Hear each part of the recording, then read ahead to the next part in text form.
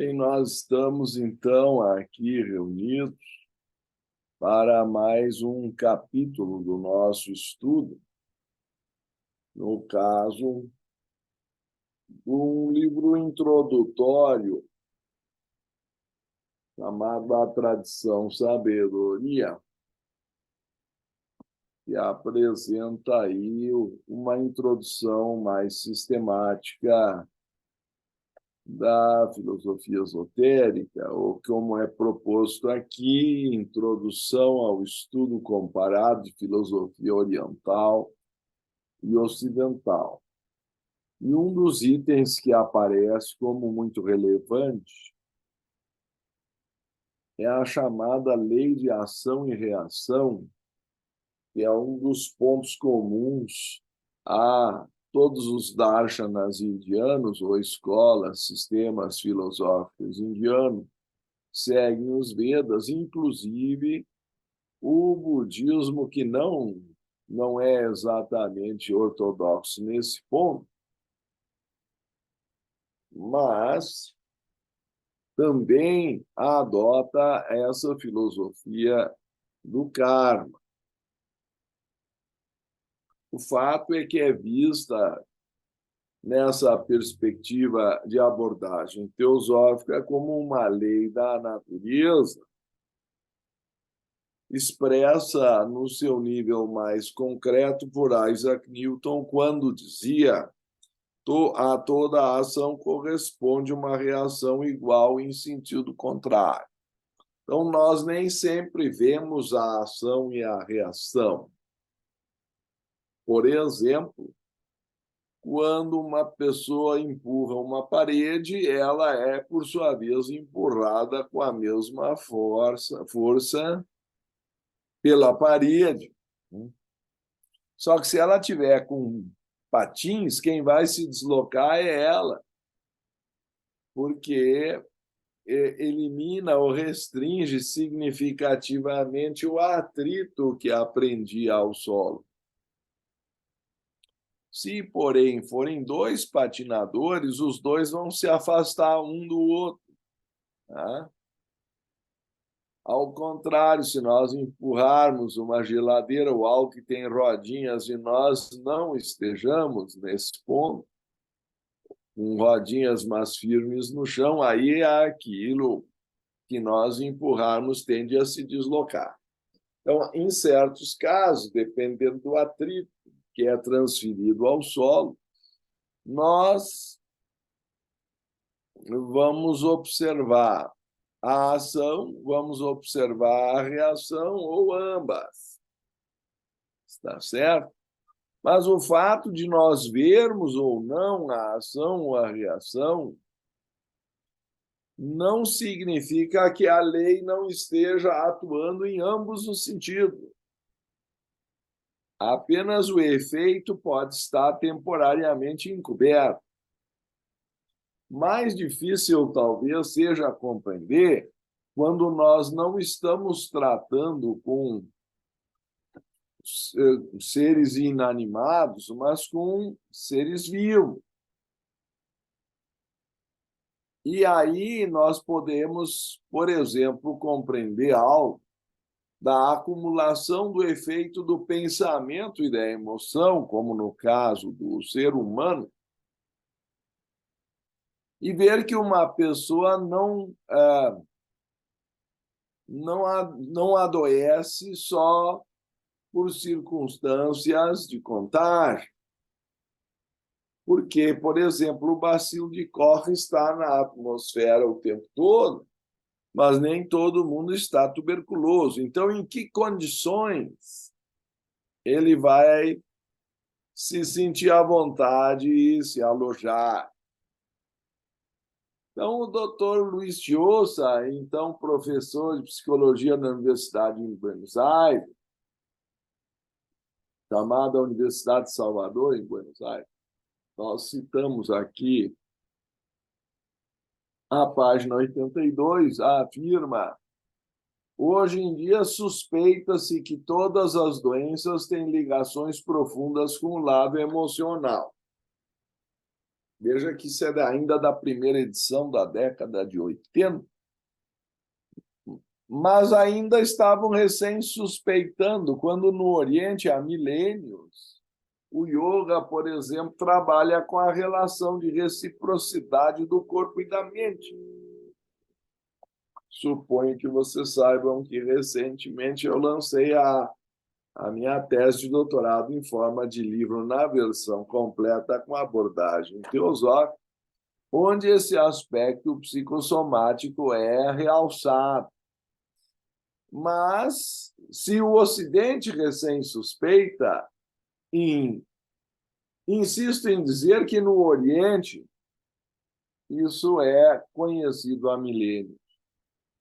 Estudando o enfermo e a enfermidade, prossegue o Dr. Chiosa, chega-se à conclusão de que sempre o tipo de doença tem ligação com um determinado caráter psicológico.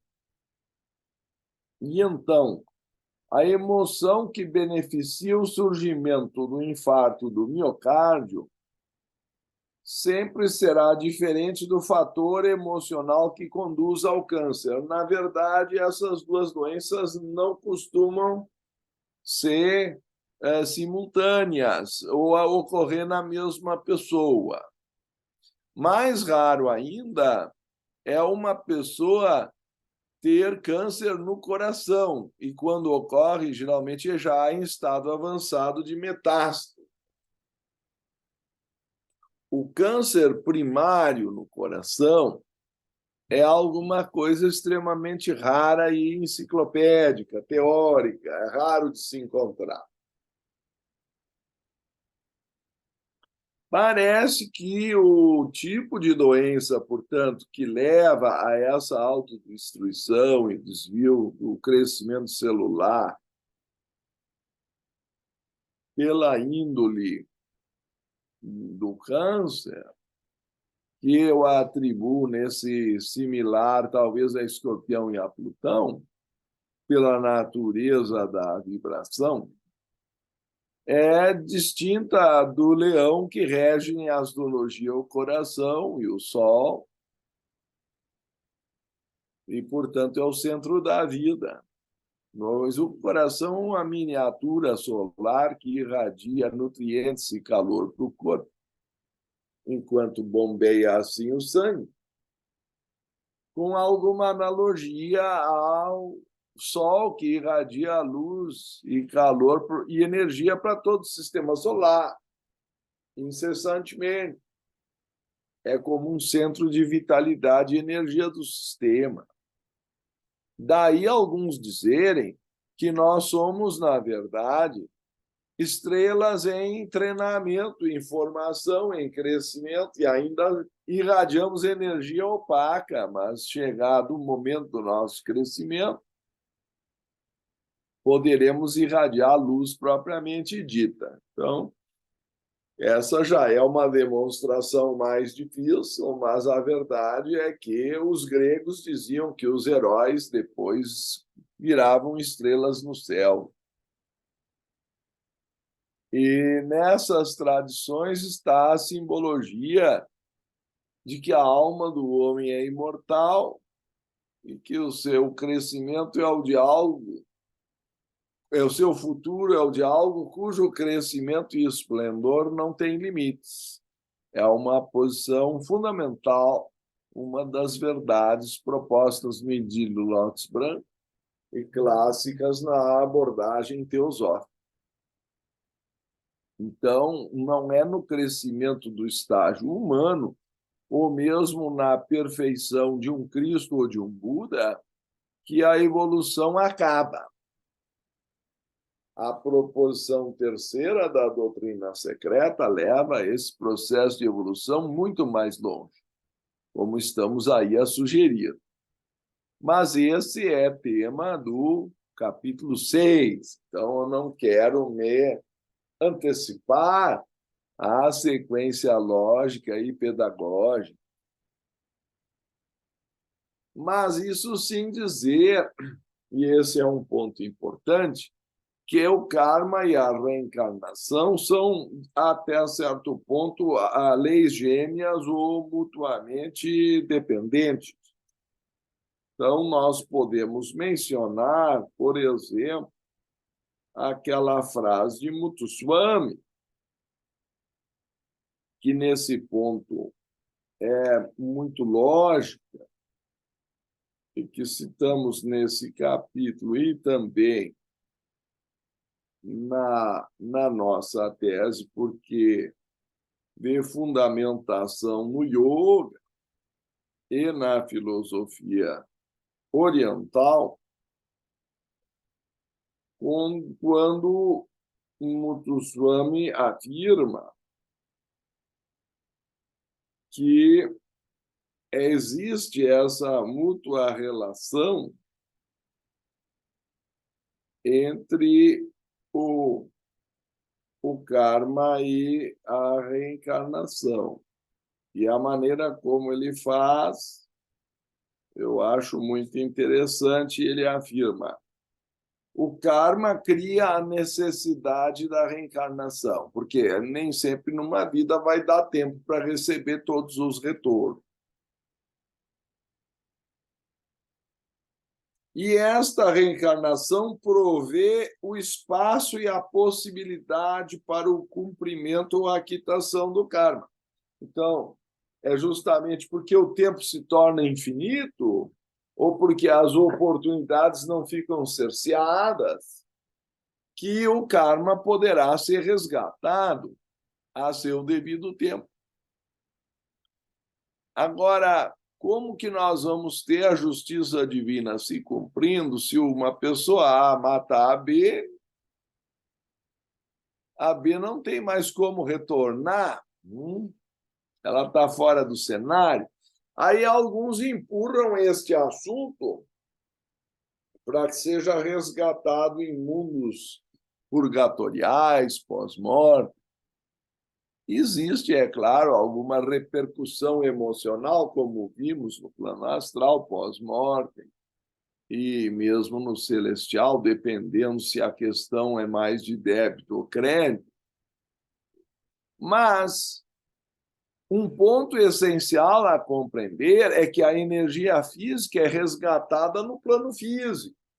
A perturbação emocional, se houver, vai ser resgatada no plano astral ou emocional.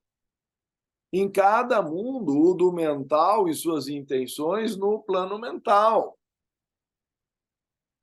Não é simplesmente possível, essa é a visão oriental, e eu acho que corresponde à visão científica, que uma causa física vai ser resgatada no plano astral.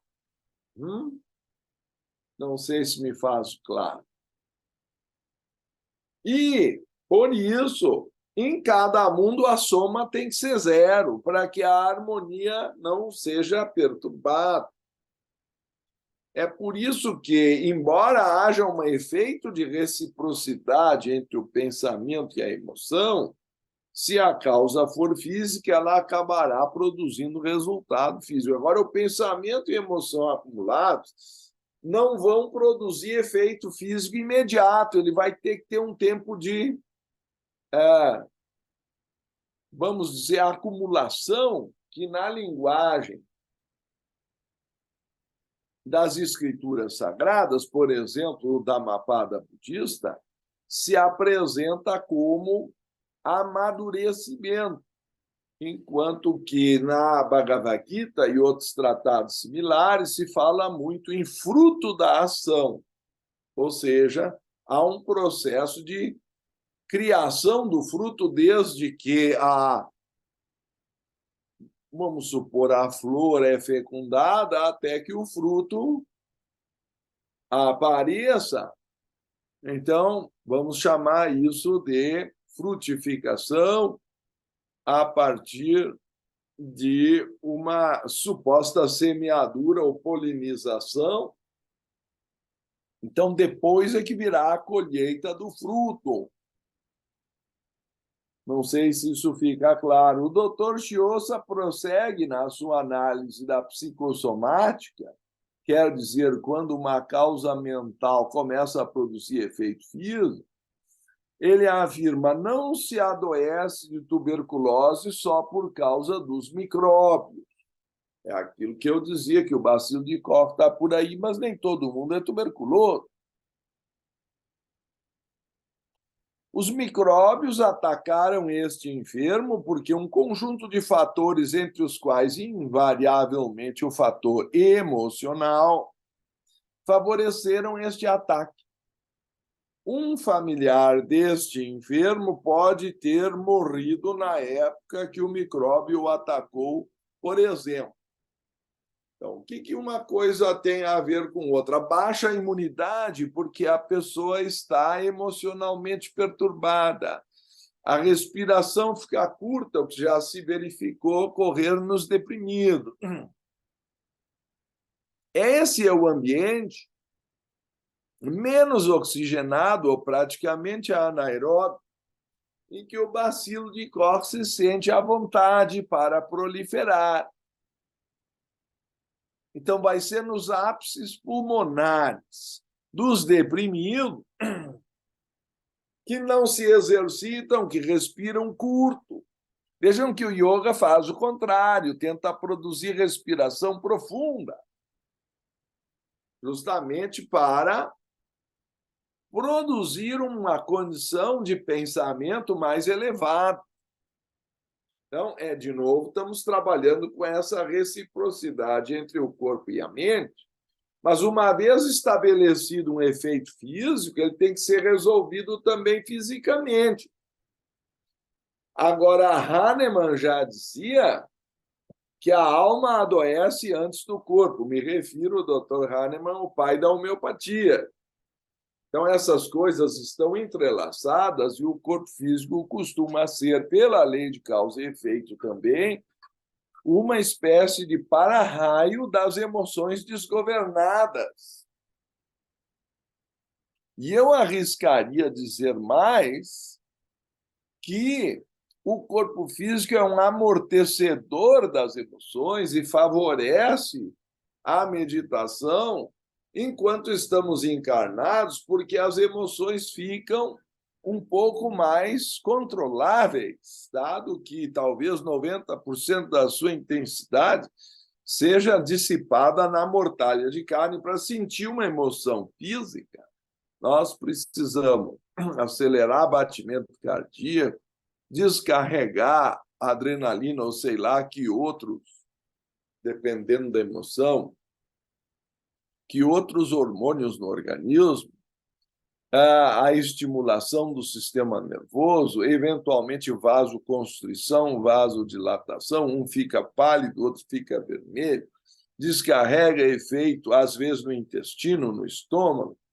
Então, nós vamos verificar que, dependendo do chakra e da emoção envolvida, não vamos entrar aqui, nesse momento, em anatomia oculta, mas já fizemos um pouco disso no capítulo 3º,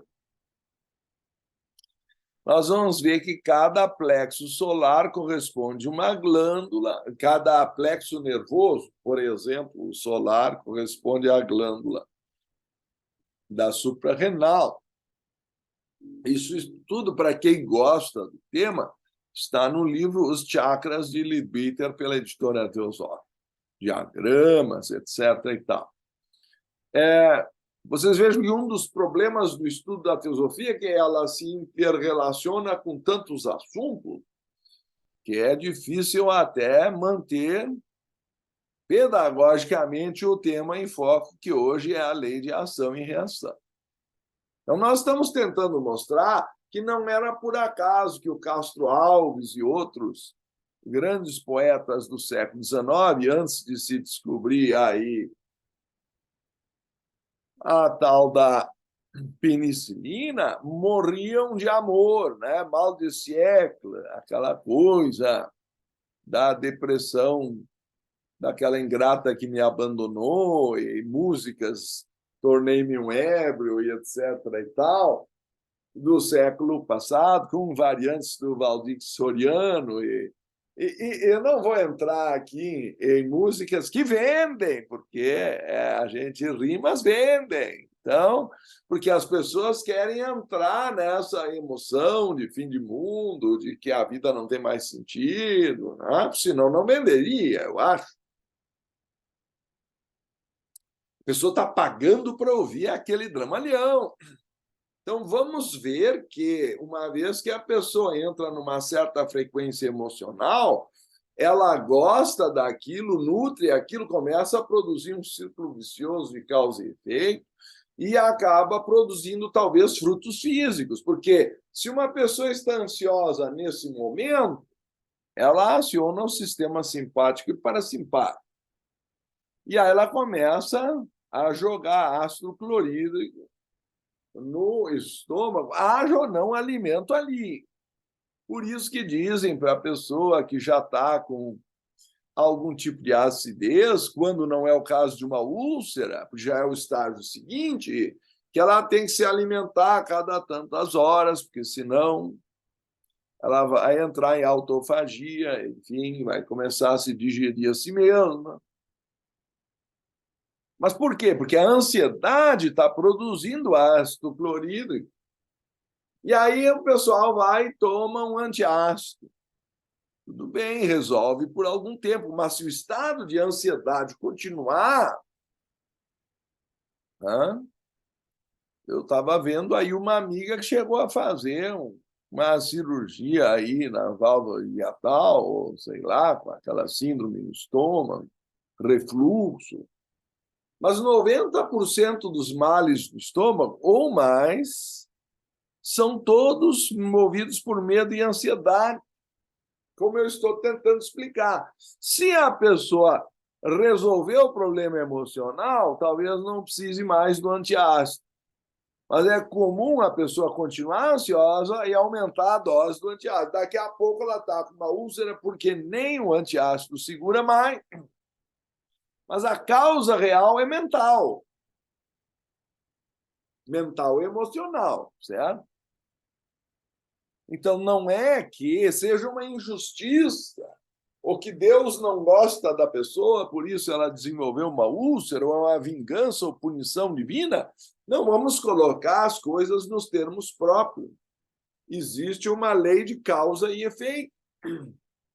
O budismo, para a surpresa de alguns, pelo menos o Theravada, não fala em Deus. E nem por isso está negando a existência da lei do karma. Não vou entrar nos méritos dessa questão, até porque ela voltará sobre a inteligência criadora, etc., no capítulo 6, mas isso sim, na visão que nós sustentamos aqui também da filosofia hindu, e aí vou citar um clássico, que é justamente Radhakrishna, chegou a ser vice-presidente da Índia, um grande filósofo, que vai sustentar, entre outros pontos comuns, a ideia da divindade. De novo, estou me antecipando a um tema que vai aparecer, na verdade, no capítulo 6, como ordenador do processo evolutivo, mas Radhakrishna vai sustentar que a divindade está sempre zelando para o desenvolvimento de Prakriti possa servir aos interesses dos Purusha. Ou seja, traduzindo, que a matéria fique a serviço do espírito. Ou, numa linguagem mais simples, ele ordena as leis materiais da escola da vida para que instruam ao espírito que está ali encarnado como aluno. Tá certo? Então, a função da divindade, e a isso nós chamamos bondade, é manter a escola em funcionamento com o seu próprio sacrifício, mas num sentido não de intervenção, como querem alguns, mas sim de administração de leis que são educativas e pedagógicas. E nisso, o Yoga Sutra apresenta o karma nos sutras 2, 12, 13 e 14 numa sequência extremamente sintética, como é próprio da linguagem dos sutras, que eu vou aqui compartilhar com todos. Diz assim na edição do Dr. Taimini, aqui traduzido pela editora Teosófica, A Ciência do Yoga, mas é do Patanjali, não é? Essas passagens do Sutra. O reservatório dos karmas, os quais estão enraizados nos kleshas, as aflições, a primeira de todas é a ignorância, portanto, a raiz de todos os males, segundo já temos investigado, é a ignorância espiritual, é a falta de percepção dessa estrela divina em nosso coração, que é a natureza eterna e imortal, a centelha onipresente de Deus em nós, retornando o chamado Karma Shaya, ou reservatório dos karmas, os quais estão enraizados nos kleshas, causa toda espécie de experiências na vida presente e nas futuras. Por isso é chamado também Vijnana Maya Kosha, o corpo causal, Karana Sharira, corpo das causas, ou corpo dos karmas, é onde se acumulam, vamos dizer, as sementes que vão depois amadurecer em frutos. Então, vou ler de novo. O reservatório dos karmas, os quais estão enraizados, vamos dizer, na ignorância, causa toda espécie de experiências na vida presente e nas futuras. Numa tacada, ele mostra essa relação de causa e efeito e de como isso vai projetar necessidades de reencarnações futuras, como estava citando Muthuswami. E também citei Radhakrishna. Está bem como a divindade que preserva essas leis como expressão da sua sabedoria, da sua teodiceia, da sua justiça divina.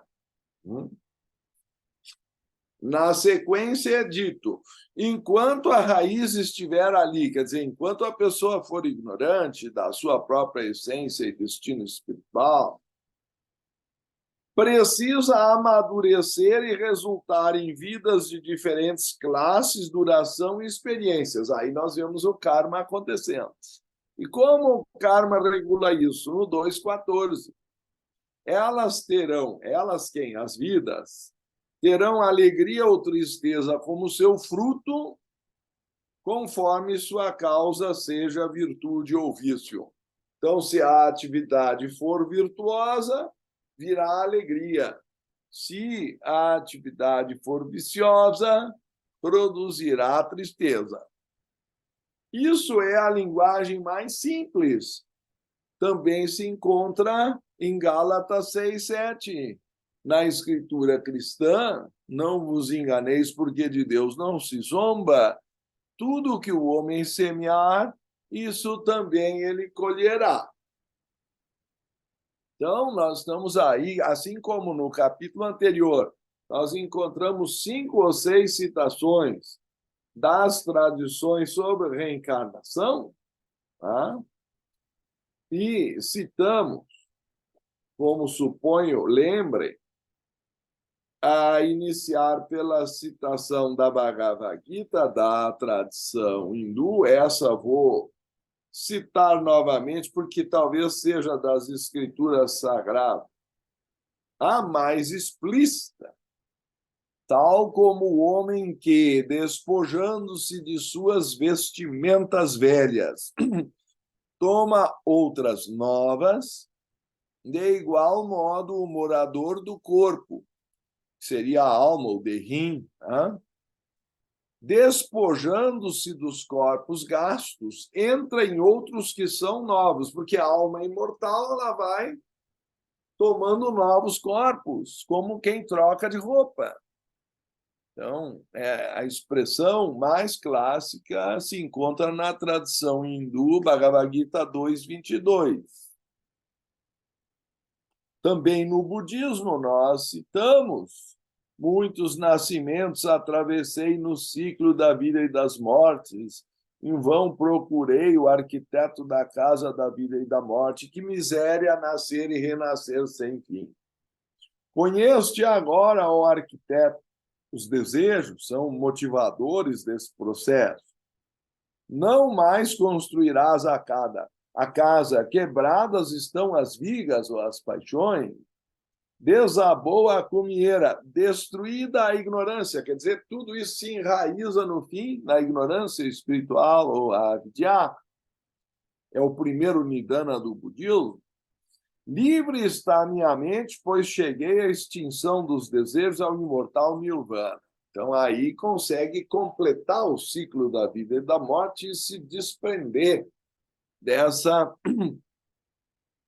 compulsão kármica de reencarnar, esvaziando, resgatando todos os conteúdos do Karma Chaya, ou zerando as dívidas e deixando aí a alma livre.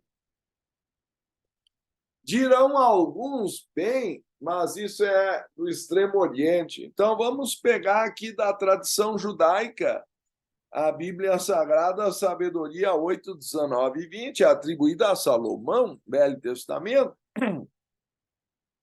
Eu era um menino bom dotado de uma boa alma. Ou, antes, como era bom, vim para um corpo sem mácula. Então, fica claro que ele mereceu um corpo sem mácula porque tinha uma alma boa, que vivia antes do corpo. Sob o contrário, não poderia ser a causa. Então, estamos falando ao mesmo tempo de uma evidência bíblica da pré-existência da alma, como também da lei de causa e efeito. E, se formos adiante, citamos aqui a frase clássica de Platão, no parágrafo 616 da República: a responsabilidade é de quem escolhe, Deus está inocente nisso. Porque se nós não tivermos a lei do karma, Deus é que está criando o mal, o sofrimento. Aí nós transformamos Deus num grande carrasco. Isso é uma blasfêmia. Mas as pessoas não se apercebem dessa contradição.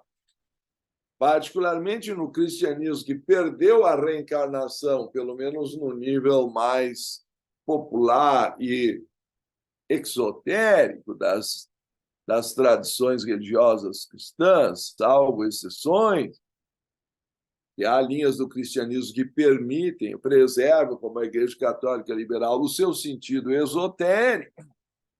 Mas o caso geral, depois do Concílio Constantinopla II, como mencionamos também anteriormente, naquele capítulo 4, sobre o ciclo da vida e da morte, desde o século VI, isso foi considerado banido, herético, a doutrina de Orígenes sobre a reencarnação no cristianismo primitivo, que ele então chamava de transmigração das almas. Mas se vocês tiram isso, como outro dia eu ouvi de terceiros, que um estava reclamando por que Deus causava tanto sofrimento, como que ele podia causar tanto sofrimento? Aí a resposta que a pessoa deu, conhecendo essa filosofia, disse: não, mas isso é a pessoa mesmo que gerou de uma vida anterior, até porque a pergunta parecia ser aquela clássica. Noutra versão, que se encontra em João, quem pecou para que esse homem nascesse cego, ele ou os seus pais? E a resposta, porque a pergunta é: por que uma criancinha pequena pode ou deve ter tanto sofrimento? Vocês sabem que a resposta clássica é que Deus amou tanto seu filho que não queria que ele visse as misérias do mundo, então seu filho nasceu cego. Me desculpem, mas eu acho que eu não faço questão de tanto amor divino. Então, não soa bem, não é lógico para uma pessoa que pelo menos acredita que Deus é amor que isso aconteça. Mas questionada, a pessoa questionando Deus dessa forma, recebeu a resposta, porque ela deve ter feito isso noutra vida. Nisso eu não acredito, não vem com esses assuntos de outras vidas, mas aí quebra toda a lógica e cria um Deus carrasco, punitivo, uma blasfêmia. Pior para mim é o conceito de que ainda o inferno será eterno, porque aí a coisa piora muito, né? Porque aí, além de carrasco, ele é num sadismo eterno, não se comove nem com os milênios de sofrimento nas fogueiras imaginárias que as pessoas criaram aí. Então, vocês vejam que não sustenta uma crítica razoável a ideia de que um Deus que é amor fosse um Deus hostil, que a gente tem que fazer aí, sei lá que oferenda para segurar, é outro assunto. Mas afirmar que Deus é amor e depois o inferno ser eterno, alguma coisa não está batendo. O Cristo nunca ensinou isso. Pelo contrário, aí nós citamos o cristianismo dizendo da reencarnação, não é? Que eis que eu vos envio o profeta Elias antes que venha o dia grande e terrível do Senhor. Isso ainda são Malaquias 4, 5. Mas logo depois, em Mateus 11, se quereis dar crédito ao falar de João Batista, ele diz: este é o Elias que havia de vir. Quem tem ouvidos para ouvir, ouça. Então, vocês podem conferir em Mateus 17, de 10 a 13, em Mateus 11, de 14 a 15, ou desde o 13, se quiserem, porque aí ele vai se referir a João Batista. Então, o retorno de João Batista no corpo de Elias, ou da sua alma, é o nosso ponto aqui. Aliás, é o contrário, é o retorno de Elias no corpo de João Batista, certo? É o que nós chamamos de reencarnação. Poderíamos ler todas essas passagens novamente, eu acho que não é o nosso objetivo, e sim explicar como, pela acumulação de causas mentais, até a doença aparece no corpo físico. Mas, porque tem que produzir um efeito emocional para depois amadurecer, é que nós vamos citar o Buda quando dizia na Dhammapada: tudo o que somos hoje é o resultado do que temos pensado. Se um homem fala ou age com a mente pura, a felicidade o acompanha como sua sombra inseparável. Então, de um pensamento puro surge alegria, surge felicidade. No entanto, também foi dito antes que, ao contrário, vou ler o primeiro versículo do Dhammapada. Todas as coisas são precedidas pela mente, guiadas pela mente, criadas pela mente. Tudo o que somos hoje é o resultado do que temos pensado. O que pensamos hoje é o que seremos amanhã. Nossa vida é uma uma criação de nossa mente. Esse é um erro que eu não consegui tirar nem na 5ª edição. Mas, se vocês tiverem, corrijam. Não é canção, é criação. Canção é a Bhagavad Gita, a canção do Senhor. Se um homem fala ou age com uma mente impura, o sofrimento o acompanha tão de perto como a roda segue a pata do boi que puxa o carro. Então, no nível mental, o efeito do pensamento é imediato. Mas para que chegue ao plano físico, ou para o plano das circunstâncias, aí exige um tempo de fruição e amadurecimento entre a semeadura e a colheita. E isso está muito claro na ideia, então, apresentada do Dhammapada, que eu também cito. Enquanto a má ação está verde, o perverso nela se satisfaz. Mas, uma vez amadurecida, ela lhe traz frutos amargos. O homem pode passar por sofrimentos enquanto suas boas ações não amadurecem. Mas, uma vez amadurecidas, seus frutos trazem felicidade. Então, nós damos um grande passo quando estudamos isso, e na minha tese, uma das partes, é claro, que acabou sendo cortada, aparece quando eu relaciono períodos de crédito e débito na nossa assim chamada conta kármica, associados a ciclos planetários. E isso eu faço baseado em Shankaracharya. Se não, vejamos, quando Shankara, eu suponho que saibam, um dos maiores nomes do Vedanta Advaita, Shankara afirma, e isso nos encontra-se em citação aqui à página. Bom, o título é Evidências do Karma, da lei de ação e reação nos ciclos e na psicossomática. Então, é relativo à nossa temática de hoje.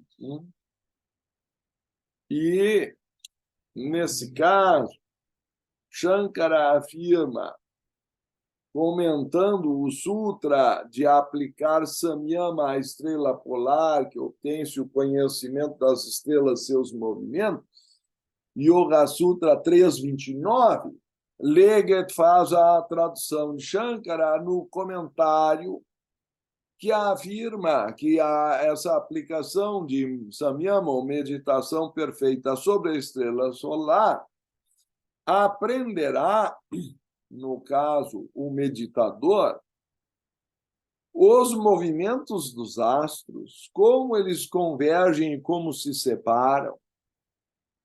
O primeiro caso é de conjunção, o segundo é de oposição.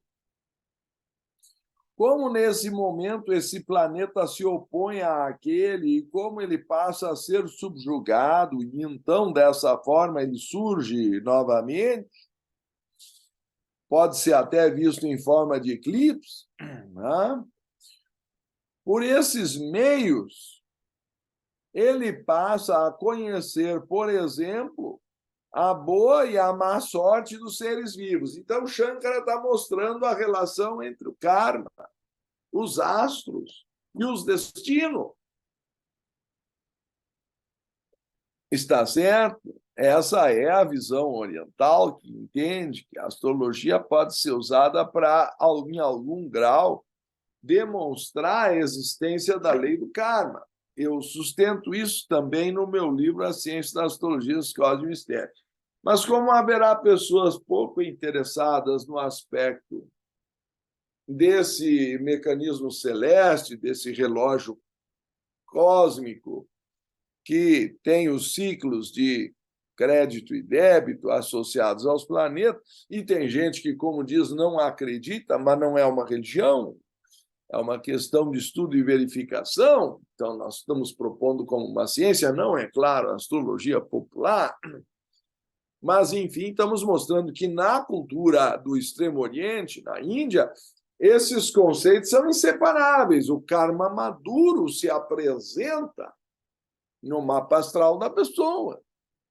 Aliás, quem diz isso é a doutora Annie Besant, no livro A Sabedoria Antiga. E, mais do que isso, ela também manifesta o grau de livre-arbítrio, porque o karma não está preso, como entendem alguns, a simplesmente tornar obrigatória a colheita sem nenhum tipo de possibilidade de mudança ou interferência, desde que se acrescentem novas causas que amenizem os efeitos de causas anteriores a tempo. Então, eu vou citar a doutora Besant mais uma vez, agora do seu livreto a Vida Teosófica, que no nosso caso, em português, está publicado como apêndice da Doutrina do Coração, pela editora Teosófica, e cito aqui, que eu cito também no meu livro, a página 256. Cada esforço, a ação vigorosa é sempre sábia. Não importa se ela parece não resolver, vocês terão diminuído o peso contra vocês, quer dizer, ajudou a aliviar, ajudou a neutralizar, a resgatar, nem que seja parcialmente. Cada esforço tem seu pleno resultado. E quanto mais sábios vocês forem, melhor vocês podem pensar, desejar e agir. Em astrologia, isso é Sol, Lua e Ascendente. Tá? Se vocês olharem o karma dessa maneira, ele nunca os paralisará, mas sempre os inspirará. Mas, dirão vocês, há certas coisas, apesar de tudo, nas quais meu destino é mais forte do que eu. Vocês podem, algumas vezes, enganar o destino quando não podem enfrentá-lo face a face. Vejam, isso aqui é uma aula de futebol, ela vai driblar o destino, certo? Doutora Beza entrando em campo de chuteira, tá? Para lembrar a famosa frase do Cláudio Miro, como ele fez o drible na pequena área, fiz que fui, mas não fui e acabei fundo. Então, isto é a expressão popular do drible, certo? Quando navegando com ventos contrários, o navegante não pode mudar o vento, mas pode mudar a direção das velas. Então, eu insisto aqui, nós não podemos mudar a direção do vento nem as correntezas da água. Mas o velejador faz bordejo, joga o corpo na borda, inclina o mastro, muda o ângulo, não é? Faz em zigue-zague, usa o timão, aí nós vamos ver quem é que sabe navegar, porque navegar é preciso, mas dos 20 ou sei lá quantos que foram lá para o iatismo na Lagoa Rodrigo de Freitas, aí quando tivemos as Olimpíadas na cidade maravilhosa, um ganhou a medalha de ouro, e vocês sabem que as embarcações têm padrões regulamentares, e ninguém estava recebendo injustamente vantagem. A pole position também, posição de linha na frente, é sorteada não por roleta, mas porque foi por mérito das colocações feitas anteriormente nos treinos. É assim na Fórmula 1 também. Ok? Então, nada ali é uma competição que se supõe ter regras olímpicas. Por que que um ganhou? Porque ele era mais habilidoso. Não sei se vocês sabem que a palavra Sofia em grego tem duas conotações. Sabedoria é a mais conhecida, mas a segunda é habilidade. E nenhuma das duas se ensina, só se aprende praticando. Sabedoria não vem dos livros, vem da vida. Podem os livros associar mais rapidamente a consciência, a causa e o efeito. É para isso que estamos estudando. Não estou tirando o valor do livro, só digo que ele não é suficiente para desenvolver a sabedoria. A direção do navio depende da relação das velas com o vento, e por meio de um bordejo cuidadoso, pode-se quase que navegar contra um vento adverso, eu diria em zigue-zague, e, com um pequeno trabalho a mais, chegar ao porto desejado, desde que, pelo amor de Deus, a pessoa tenha uma meta, ela saiba aonde ela está indo, para não acontecer o grande erro de português que descobriu o Brasil, e diz que queria ir para a Índia. Aí chamam os nossos peles vermelhas de índios por associação com o erro. Ou seja, achou que tinha chegado na Índia. Eu não vou entrar nessa tragédia original, mas se eu não sei nem a que porto eu me dirijo, É o que dizia Sêneca, tutor de Nero, para aquele navegador que não sabe a que porto se dirige, todos os ventos parecem desfavoráveis, ainda reclama que está ventando, que está indo contra o que ele quer. Mas se o sujeito é habilidoso, ele usa o vento para chegar onde ele deseja, desde que ele saiba onde ele quer ir. Então, a doutora Bezan está fazendo uma paráfrase invertida ao ensinamento estoico do início do milênio anterior, lá, a época de Nero, certo? Aliás, agora já são 2 milênios atrás. É que eu sou do século passado, me perdoe. Então, isso é uma parábola a respeito do karma. Se você não pode mudar sua sorte, mude a si mesmo, encontrando-a num ângulo diferente, você irá deslizando com sucesso onde o fracasso parecia inevitável. Yoga é habilidade na ação. Ela cita a Bhagavad Gita mais uma vez, 2,50. Por isso que a palavra habilidade é tão importante para nós, né? Que ela tem é uma das conotações de sabedoria. Yoga é a habilidade na ação, e esta é uma maneira pela qual o homem sábio governa seus astros ao invés de ser governado por eles. Essa é uma frase importante. Eu não tenho que necessariamente me submeter à influência do meu passado, eu posso tentar dominar essa influência. Porém, ela também reconhece que, às vezes, a força do passado é muito grande. Nas coisas que são realmente inevitáveis e nas quais você não pode mudar sua atitude, permaneça firme. Elas são muito poucas. Quando houver um destino tão poderoso que você possa apenas curvar-se ante ele, mesmo então aprenda com ele, e daquele destino você colherá uma flor de sabedoria que talvez uma sina mais feliz não o permitiria colher. E assim, em todas as ocasiões nós descobrimos que podemos enfrentar e conquistar, e mesmo da derrota podemos colher a flor da vitória. Então, a doutora Bezan resolve a grande equação do destino e do livre-arbítrio, ou da predestinação e da fatalidade,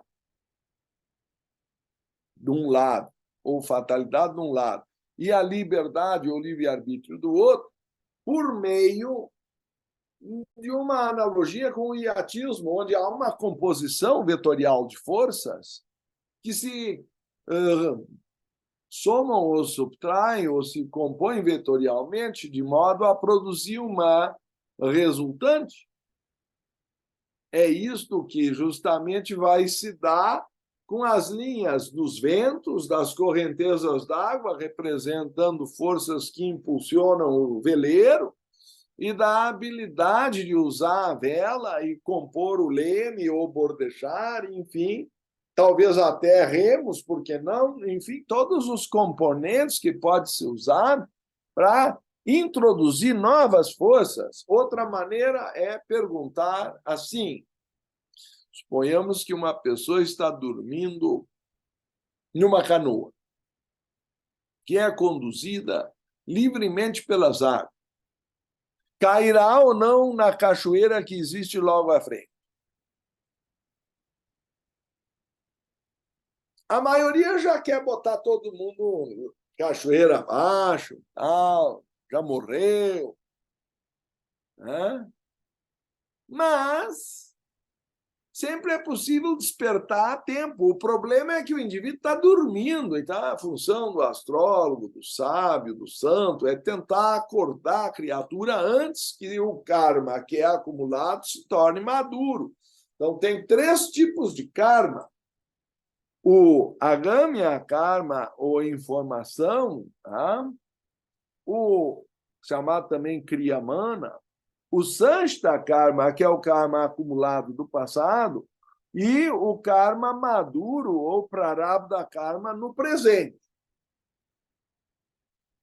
Esses 3 vão se somando em forma vetorial, para que nós tenhamos o resultado do que vai acontecer, da resultante da soma vetorial, certo?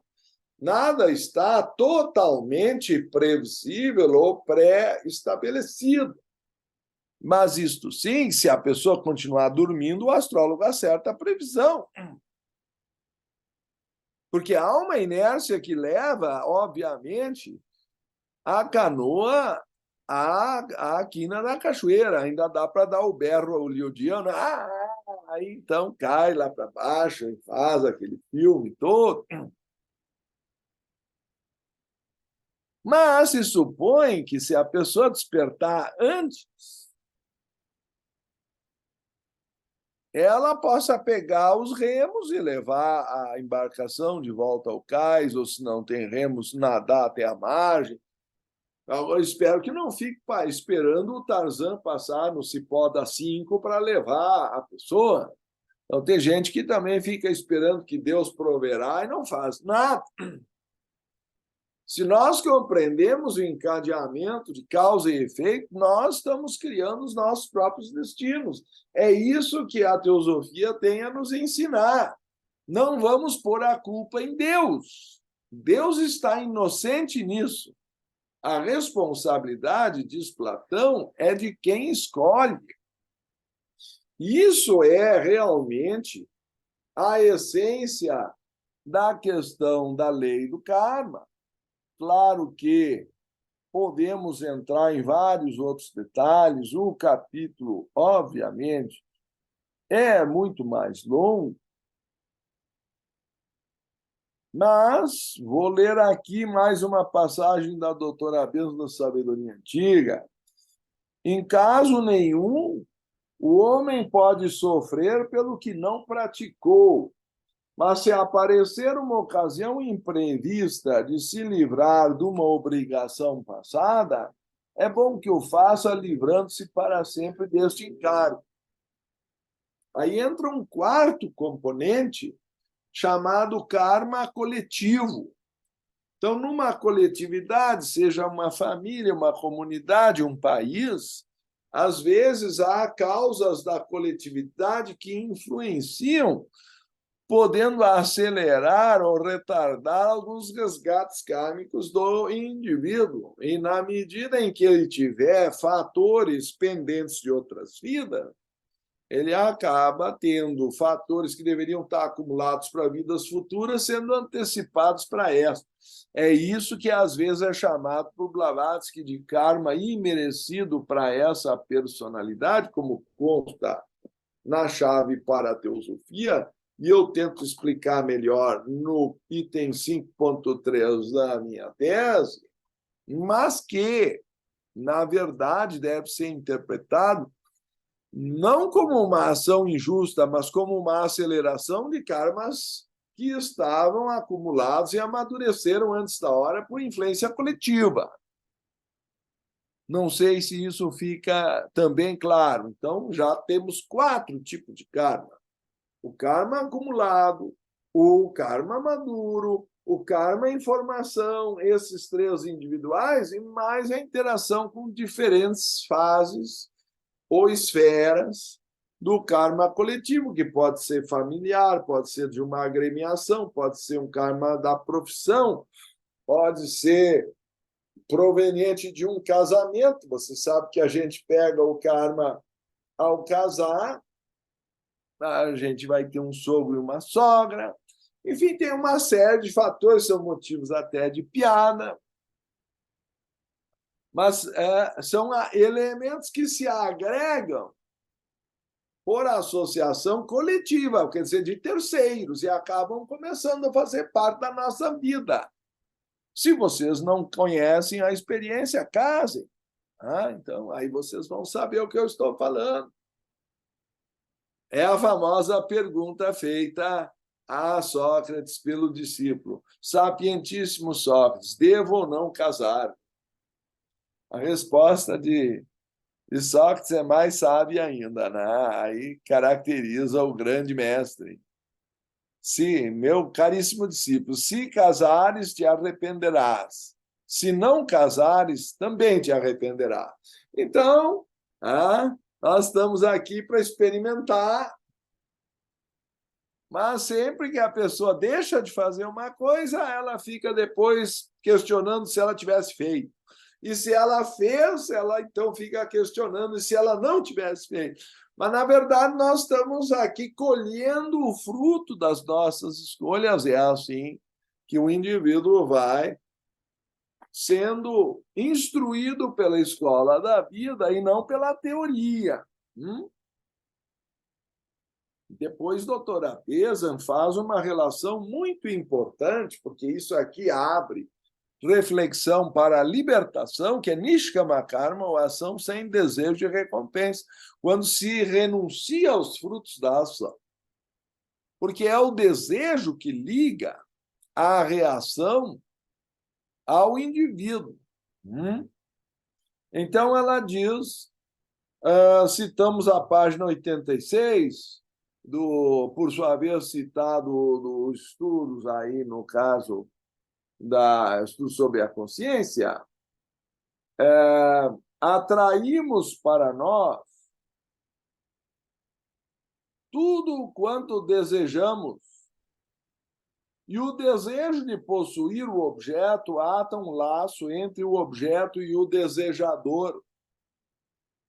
Atamos ao eu aquela porção do não-eu, ou seja, os objetos, ou seres exteriores, a nós, vamos supor, e o laço existe até que possuamos o objeto ou até que o eu rompa o laço e repudie o objeto. Isso, então, introduz um outro fator, que é chamado laço kármico. Tais são os laços do coração que atam ao eu a roda de nascimentos e mortes. Então, se eu não aprender a romper os laços kármicos, já antecipo, Jesus ensinava pelo perdão, é que se rompem esses laços. Se nós não aprendermos a romper os laços kármicos, nós não vamos sair jamais da roda de nascimentos e mortes. O gancho do desejo se crava em um objeto como o arpão na baleia. Quando o desejo crava seu arpão em um objeto, o eu adere-se a ele, apropria-se dele primeiro em vontade e logo em ação. Ainda que o exemplo não seja muito ecológico, o fato é que, depois de engatado o anzol, o arpão, é difícil tirá-lo. A coisa desejada é assimilada ao corpo sutil do eu, e se é má, devemos eliminá-la, custe o que custar. Então, aí nós vemos como o laço kármico vai nos levando a nascer em determinados grupos. Nós vamos chamar isso, quem sabe, família. Nós vamos chamar a comunidade, o lugar onde a pessoa vai nascer. Então, a doutora Bezan também diz: forjam-se assim os laços que em vidas ulteriores vão atrair à mesma agremiação certas pessoas, ou para o bem ou para o mal. Laços estes que formam os nossos parentescos, os nossos amigos e inimigos, colocando em nosso caminho os que são destinados a ajudar-nos ou a nos dificultar, nossos benfeitores ou aqueles que nos procuram prejudicar. Então, eu não sei, são longos os raciocínios que a lei do karma vai trazendo, mas eu gostaria de insistir que, a menos que aprendamos a renunciar aos frutos da ação, não há possibilidade de Kaivalya, Moksha, Mukti ou libertação, Nirvana, porque são os laços do desejo que nos prendem à roda. Krishna, em sânscrito, Tanha, em Pali, são os laços dos desejos de satisfação dos sentidos que vão nos prendendo ao corpo físico.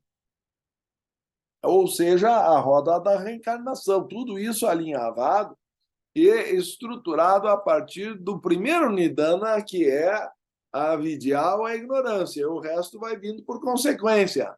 Então, se nós estudamos pelo menos o mecanismo pelo qual nós caímos enredados nesses laços, nessa teia kármica de laços individuais e coletivos,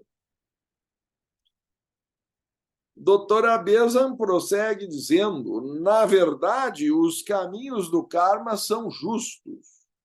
O karma não recusa ao mal a exata recompensa de uma ação benéfica, mas dá-lhe também o caráter aviltado que merece por seus motivos perversos, de forma que no meio de suas riquezas permanece sombrio e descontente. Então, se o político faz um hospital, mas na verdade o faz por motivo egoísta, só para ganhar voto, isso e aquilo, daqui a pouco ele ganha boas condições em vidas futuras, mas pode perder a eleição. Então, aí ele pode, por outro lado, conquistar, comprando, seduzindo pessoas, corrompendo, mas depois ele não tem popularidade ou tem medo que outro usurpe. Era o que diz Platão na República, que o grande problema do tirano é o medo que outro ocupe o seu lugar. Então, ele está sempre num mecanismo de defesa, ele está sempre amedrontado de inimigos por todos os lados, ele não tem paz de espírito, daqui a pouco ele adoece. Eu não vou entrar em todos os detalhes da República de Platão, estão todos convidados a fazer a leitura, o livro nos aguarda há 2.400 anos, não? Mas, se já leram, lembrarão do que eu estou aqui mencionando, que para Platão a pior condição humana possível é a do tirano, porque ele conquistou tudo, mas tem medo de perder tudo que ele conquistou, porque ele conquistou de forma agressiva, de forma violenta, sem mérito. Então, ele vive um estado de angústia constante, de ser traído por esse, por aquele, pela esposa, pelo vizinho, são assassinados pelo próprio filho. Vocês vão ver as histórias da realeza.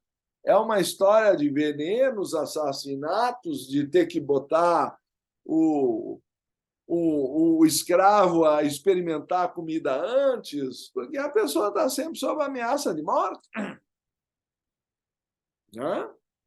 O homem bom não escapará do sofrimento físico se espalhar a miséria física por ações errôneas, embora procedentes de um bom motivo. A miséria que ocasionou lhe será devolvida no futuro pelo meio físico que o rodear. Mas o seu motivo puro, enobrecendo o seu caráter, fará jorrar nele uma fonte de eterna felicidade, de forma que será paciente e sentir-se-á satisfeito no meio da própria desgraça, e inúmeros enigmas poderão ser resolvidos pela aplicação desses princípios aos fatores da vida corrente. Então, quem explica melhor em detalhe isso é o Fundamentos de Teosofia do Jnana-Dasa, mas, basicamente, a intenção é mental e produz um efeito mais imediato no pensamento, seria a felicidade ou a infelicidade. Mas a tensão emocional ou a satisfação gira em torno dos desejos, que é do plano astral, e ali produz seus efeitos e laços, enquanto que a ação física e a ambiência, a saúde, etc., já são do plano físico, e ali se colhem também os respectivos efeitos proporcionais à semeadura que anteriormente se realizou. É isso que ela está explicando. Veja que início eloquente, não é? Na verdade, os caminhos do karma são justos, e o karma não recusa ao mal a exata recompensa de uma ação benéfica. Também não recusa dar a uma ação, vamos dizer, maléfica, ainda que bem intencionada, as suas consequências, a tal ponto que diz o ditado que de boas ações o inferno está cheio, boas intenções, me corrijo, o inferno está cheio, mas ele também não recusa àquele que se encontra em condições menos favoráveis, se a intenção foi boa, uma felicidade inata, capaz de enfrentar as dificuldades com paciência e contentamento, ou santosha. É uma das qualidades aí também apresentadas no yoga, e, por que não, na tradição aos pés do mestre, a tradição vedantina, aqui traduzida também como contentamento. Então, nessa sequência, se estudamos todos esses estágios do karma, e como o corpo causal vai acumulando, através de longas personalidades e reencarnações, frações, porque é claro que não pode vir todo o karma acumulado numa vida só, então uma fatia que é considerada, eu comparo, por que não, com aquela, espero que nunca tenham passado por isso, né? Tem que fazer um crédito no SFH ou pedir um empréstimo. E aí, o sistema financeiro de habitação, mas, enfim, eu passei por isso quando eu era mais jovem, daí, porque não tinha dinheiro, né? Então, nessas condições, eles só dão o empréstimo proporcional a 1/3, ou a chamada margem consignável do salário ou do rendimento comprovado, porque, senão, eles poderiam estar apostando na inadimplência. Então, assim também, os senhores do karma, como é bem definido no Aos Pés do Mestre, regulam o quanto de resgate uma pessoa pode fazer numa vida dentro de certas proporções que não levem a pessoa ao suicídio, como se encontra também, eu suponho, em 1 Coríntios 10:13, quando é dito que é proporcional, que Deus é fiel, você já deve ter ouvido falar dessa frase, porque dá a cada um, junto com as tentações, as forças para as suportar, ou, em outras palavras mais populares, o frio conforme o cobertor. Então, nós vamos receber provações proporcionais à nossa capacidade, senão Deus não seria fiel. Então, isso é uma maneira de explicar a proporcionalidade da sabedoria dos senhores do karma, que escolhem a fatia. Isso também está na Escolha das Vidas de Platão, no livro 10º da República. E aí, daí, dessa escolha, que é limitada às ações já postas no passado, por isso que a escolha é feita no regaço da Virgem Láxis, que representa as coisas passadas, ou a moira do passado. Depois tem Cloto, a do presente, e Atpos, a do futuro. As moiras determinam o destino. Eu suponho que vocês já tenham lido algo da tradição grega, isso é mitologia, ou, se não, podem ver nesse filme dos Titãs, aí, A Fúria dos Titãs, está na moda aí, no número 1, ele encontra as 3 moiras. Enfim, ela vai traçando as ações inevitáveis quando se acumulam uma série de pensamentos.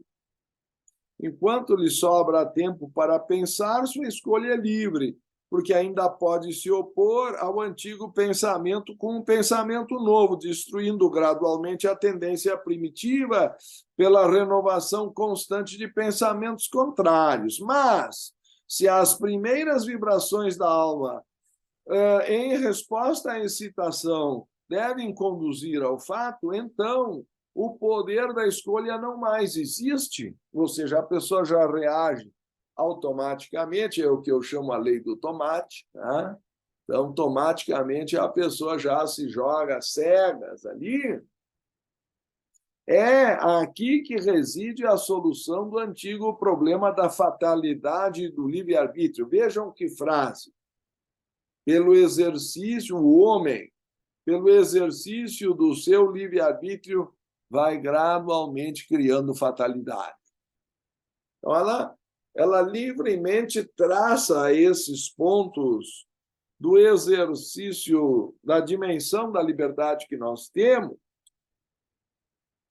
e me parece, nesse ponto, a grande filósofa, não é, dentre todos os autores que também enumeramos aqui como principais líderes da Sociedade Teosófica no capítulo 2, e, por conseguinte, talvez lembrar o que é dito, que cada homem é seu próprio absoluto legislador, o dispensador de glória e de trevas para si mesmo, o decretador de sua vida, recompensa e punição, porque é o próprio indivíduo quem escolhe seu destino e é capitão de sua alma, seja ele consciente ou não desse processo. Por isso é também lembrado pelo Senhor Jesus Cristo: em verdade te digo que de maneira nenhuma sairás dali enquanto não pagares o último ceitil. É a roda de nascimentos e mortes no cristianismo. Para tanto, o homem que possui o conhecimento, isso é doutora Beza, pode neutralizar forças procedentes do passado, opondo-lhes forças iguais e contrárias, e pode assim queimar seu karma pelo conhecimento. Os que não possuem os conhecimentos necessários para passarem em revista suas vidas anteriores podem, contudo, anular muitas causas que puseram em atividade na atual existência. Podem reexaminar com cuidado tudo o que puderem lembrar e notar onde causaram danos a alguém ou onde sofreram danos de alguém, neutralizando as primeiras, do tipo vertendo pensamentos de amor e de auxílio, e também executando no plano físico atos de auxílio à pessoa lesada. Então, se eu sei que eu causei um mal, eu posso me antecipar à cobrança e, dentro do possível, produzir ou tentar uma compensação, onde for possível, ela diz. E, no segundo caso, onde nós recebemos cobranças kármicas ou recebemos injúria, enviando pensamentos de perdão e boa vontade, porque senão o meu revanchismo gera karma e eu acabo preso ao agressor. É o que Jesus ensinou, a doutrina do perdão. Então, vejam que, embora o cristianismo não insista tanto na questão do karma, Jesus ensinou o que é essencial para se libertar. E diz mais: conhecereis a verdade vos libertará. Ou seja, a falta de conhecimento da verdade é um tipo de ignorância, é a causa da escravidão a qual estamos presos na matéria e da qual precisamos nos libertar. Então, com diferente linguagem, o cristianismo está dizendo a mesma coisa que o hinduísmo e o budismo na interpretação esotérica, como estamos justamente aqui mencionando. Você sabe, um postulado básico que se encontra no folheto amarelo da Sociedade Teosófica, que as doutrinas fundamentais de todas as religiões se comprovarão idênticas em seu significado esotérico, uma vez que sejam desagrilhoadas e libertadas do peso morto das interpretações dogmáticas. Por isso é importante a liberdade de pensamento. Os nomes pessoais, as concepções antropomórficas e os sacerdotes assalariados, ou seja, quando a religião vira dinheiro. Então, essas coisas atrapalham. Mas se nós conseguirmos libertar os ensinamentos das grandes revelações desses 4 fatores que são bloqueadores ou obstaculizantes da visão pura esotérica, onde todas as religiões se mostram idênticas, aí nós estaremos, de fato, contribuindo para uma sabedoria divina a ser alcançada por todos os seres, ou na melhor medida da nossa possibilidade, trazendo luz para o mundo onde vivemos. Assim me parece ser a nossa missão, como diz aos pés do Mestre: se tu sabes, é teu dever auxiliar outros a saber. E sempre vamos encontrar alguém que saiba menos. Então, daí a importância, se a causa do sofrimento é a ignorância, de nós tentarmos refletir e encontrar a nossa própria verdade. Por isso, a palavra, nesse espírito de liberdade de pensamento, é vossa. Se houver perguntas, comentários ou acréscimo, o Fernando conseguiu retornar das profundezas lá, não sei o que houve com ele. Eu tirei a liberdade de ligarem o microfone em virtude das histórias recentes. Mas se alguém quiser fazer alguma pergunta, levanta a mão aí que eu libero o microfone. Enquanto isso, farei eu uma pergunta. Uma reflexão que sempre me vem quando se debate sobre karma é que do mesmo modo que recebemos a fatia que nos cabe nessa vida, a ação nessa vida pode fazer com que consigamos acelerar de algum modo o karma, resolver mais coisa nessa vida para já não acumular para a próxima? Como tu sabes, está lá aos pés do mestre, que ao se oferecer ao mestre, está se pedindo que o karma seja acelerado. Né? Então, na medida em que nossa intenção for buscar a luz, o efeito chamado até digno de menção é que os karmas poderão ser acelerados pelos senhores do karma. Né? Por quê? Porque, na verdade, não há libertação enquanto esse assunto não é resolvido e nós não estamos livres daquilo que geramos. Mas nos é dada uma forma talvez mais branda de escolher, ao invés de ser cobrado pelo oficial de justiça, a gente vai lá no banco e voluntariamente põe fundo no cheque, antes da cobrança, estou certo?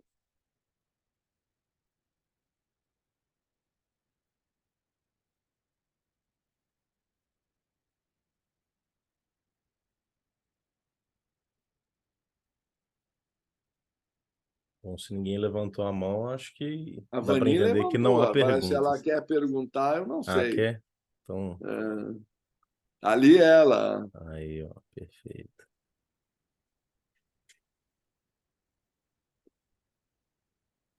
Por favor, Vani. Dúvidas sempre aparecem, né? Eu sempre tenho algumas dúvidas. Essa coisa do destino, como é que o destino pode... o que eu posso interferir, modificar esse destino? Veja bem, existem lá, vamos supor, 1.000 notas promissórias. Então, não vai dar para pagar todas.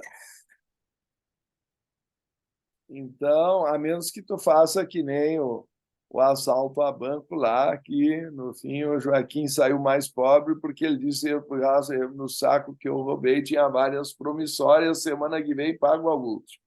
Então, eu não acredito que seja esse o caso do assalto a banco.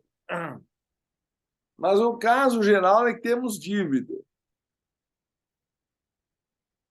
Daí resulta que não são pagáveis todas numa encarnação só, seja porque outra pessoa com a qual eu tenho um laço kármico nesse momento está falecida, ou ainda nem nasceu, ou já está com uma idade que não favorece o convívio no nível kármico sugerido, enfim. N coisas podem acontecer que não possibilitem as condições de resgate kármico de certas relações numa determinada encarnação.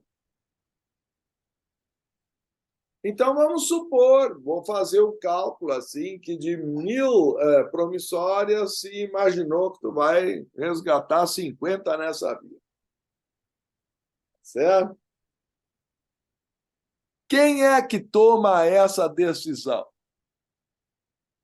Quanto mais a pessoa tiver consciência no seu corpo causal, ou seja, no plano causal, antes de nascer, maior a capacidade dela de participar conscientemente dessa escolha.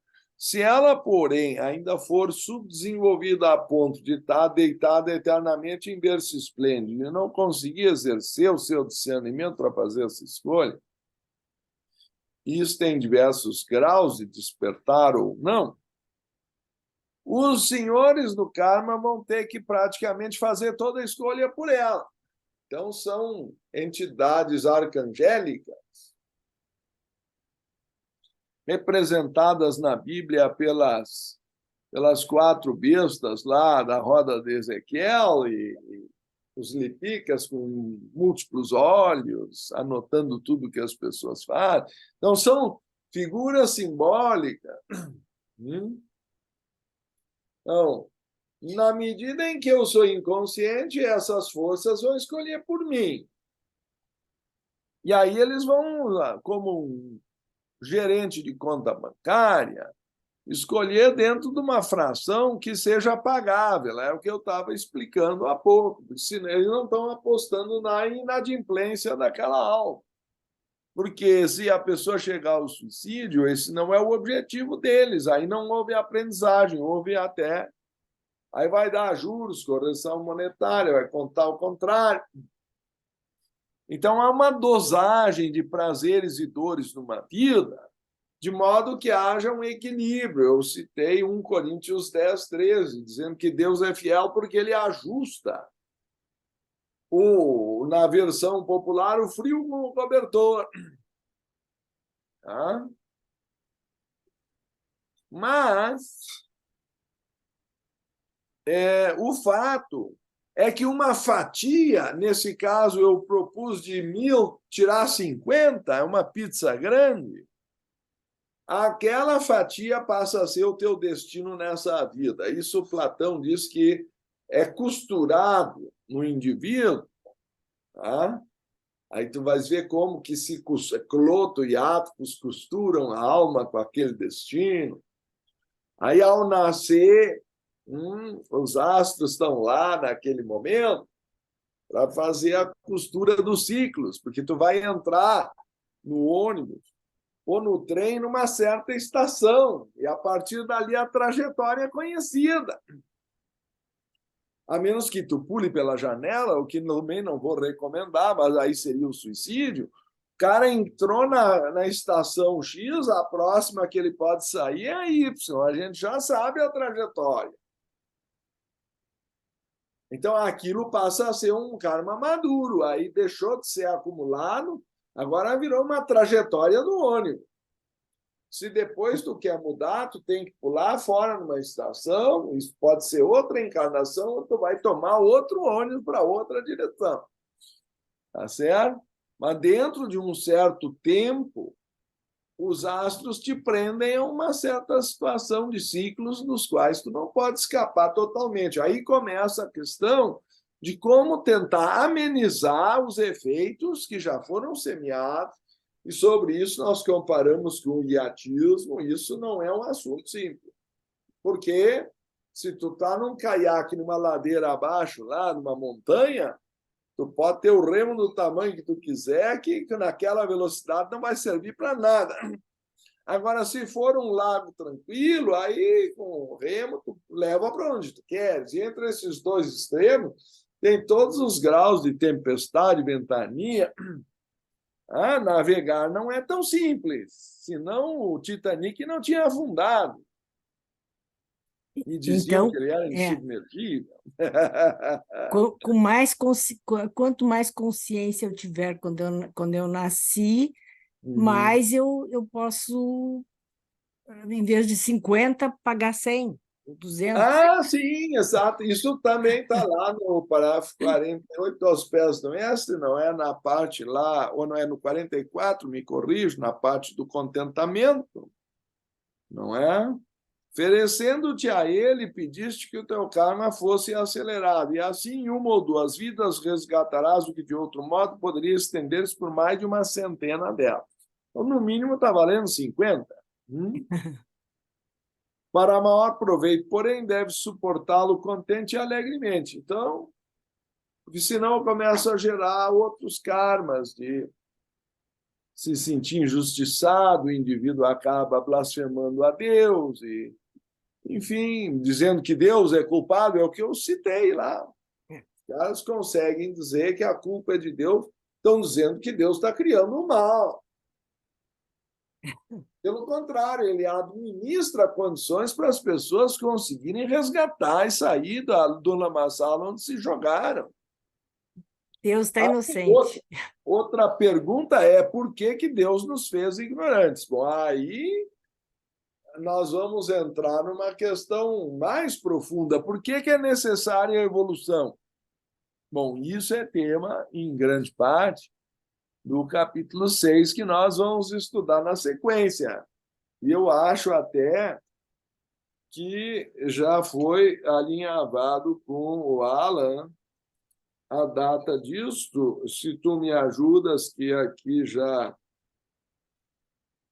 depois da Covid, a memória não é muita, mas eu tenho aqui anotado dia 29 de setembro, seria isso? Exatamente, exatamente. Então, nem tudo está perdido. Então, o Gratidão. capítulo da lei de evolução, ele vai dar consequência disso, porque se existe o karma e a reencarnação, vocês vão acabar notando que isso vai levar ao desenvolvimento da consciência. Isso nós chamamos de evolução. Tá certo? Então, um tema vai Entendi. puxando o outro, Entendi. Obrigada. de nada. E aí temos mais uma pergunta aqui do Eric, mandou no chat. A pergunta é: existe alguma literatura que relacione forças arcangélicas com a função de senhores do karma? Gostaria de ler mais sobre o assunto. Bom, eu acabei de sugerir o Aos Pés do Mestre, né? Mas existem mais textos sobre esse assunto na doutrina secreta. Aí a coisa fica um pouco mais puxada, porque ela tenta mostrar que existem forças arcangélicas e as hierarquias criadoras que interagem com a formação do cosmos e o processo de aprendizagem, sendo que os Lipikas e os Devarajas são os Devarajas são os executores, e os Lipikas são os escribas, né? Então, livros como O Plano Divino, do Barborca, vão talvez esmiuçar isso de uma forma mais introdutória, porque introduzem comentários à doutrina secreta. E também a gente costuma recomendar a Fraternidade de Anjos e Homens, do Geoffrey Hodgson, todos os livros que se referem a aspectos cerimoniais das relações ritualísticas que pretendem aproximar os devas, os anjos dos homens. Justamente muitos dos rituais das igrejas e, enfim, sejam no Oriente ou no Ocidente, os sacerdotes da Índia ou do hinduísmo ou do budismo, das diversas tradições, pretendem invocar e interagir com esses seres para amenizar ou criar relações de alívio E até que ponto isso é possível ou não, é essa a discussão que nós estamos entrando.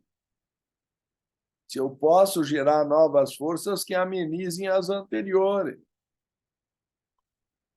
Mas aí entram elementos delicados que podem querer levar a magias de outras cores que não a magia branca. Então, começa a ficar gris, começa a ficar escuro. Então, esse livro que também trata um pouco desse assunto se chama O Ocultismo Prático da senhora Blavatsky. Veja que já são várias obras que nós estamos mencionando aí, que falam da interação dos karmas com essas forças e práticas que possam gerar alterações. Mas o que eu gosto mais sobre a questão do karma e do livre-arbítrio é, pelo menos, o capítulo 9 da Sabedoria Antiga de Annie Besant, da qual tirei várias citações. E alguma coisa disso também está no Fundamentos de Teosofia do Gina Rajadá. Então, me desculpe que, à medida que eu vou falando, vão surgindo algumas lembranças. Daqui a pouco eu estou dando uma lista grande demais. Perdão.